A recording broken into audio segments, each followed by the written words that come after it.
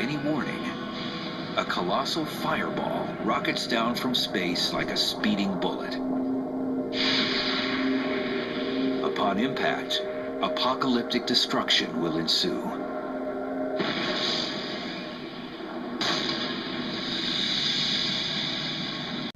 The thing that's so disturbing about it is that we really don't know where almost any of the comets are. The great majority of them swoop in from an incredibly large distance, hundreds of times further out than Pluto, unpredictably.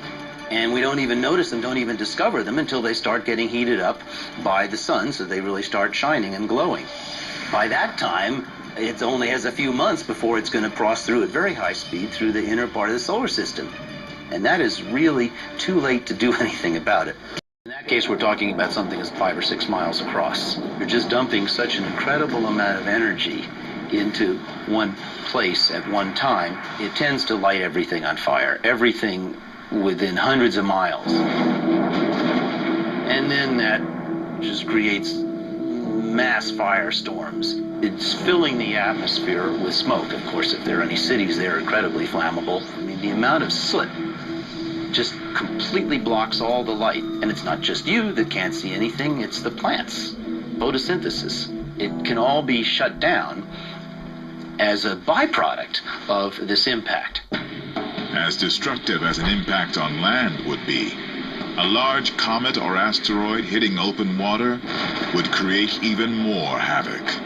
You have dumped all of that energy of thousands of hydrogen bombs into the ocean. In a matter of seconds, you're vaporizing cubic miles of ocean. What is the water going to do after it's all blasted out in a spray of steam? All the other ocean water is going to flow right in as fast as it can and set up a tsunami like you cannot imagine. I'm talking about a wall of water that when it ramps up, the shore could be hundreds, 500, 1,000 feet high, and nothing's going to stop it. It will just keep on rolling in and obliterating everything for 50 or 100 miles. Then you would have all this debris fall back on the planet Earth. It'd be like a Christmas tree, seeing all these ornaments being thrown out in all directions. And then you would see firestorms, enormous areas of the planet Earth burning, releasing even more soot and ash in the air, blanketing out sunlight. Temperatures would then plunge, and life itself would be perhaps extinguished.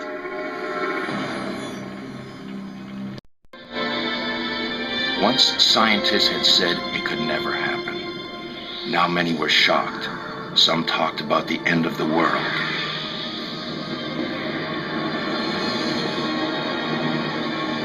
If something sneaks up on us, then there's very little we can do. In fact, today, the most likely situation is zero warning. The next impact of a mile-sized object will probably happen without any prior discovery of it at all. The first thing you will know is when you feel the ground shake and see the plume of fire coming up over the horizon. Impacts today are a risk. They're a hazard. They're something we need to protect ourselves against. If we don't learn how to protect ourselves against impacts, then on the long term, we are likely to be wiped out by impacts. If it happened to the dinosaurs, it could happen to us. For the 10% of the big ones that have been discovered, there is no danger. But I can tell you nothing about the 90% that we have not yet discovered. So, yes, we understand the general nature of the risk, but we have not yet taken any real concrete efforts to protect ourselves or even to look and see if there's anything headed our way. And very few people would live through this. Civilization as we know it will be finished.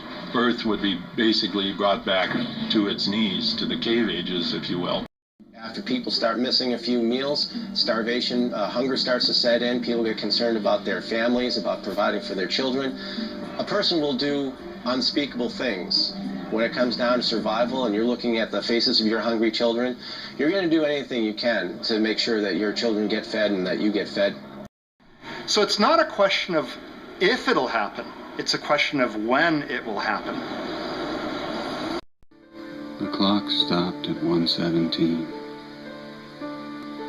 There was a long sheer bright light and a series of low concussions.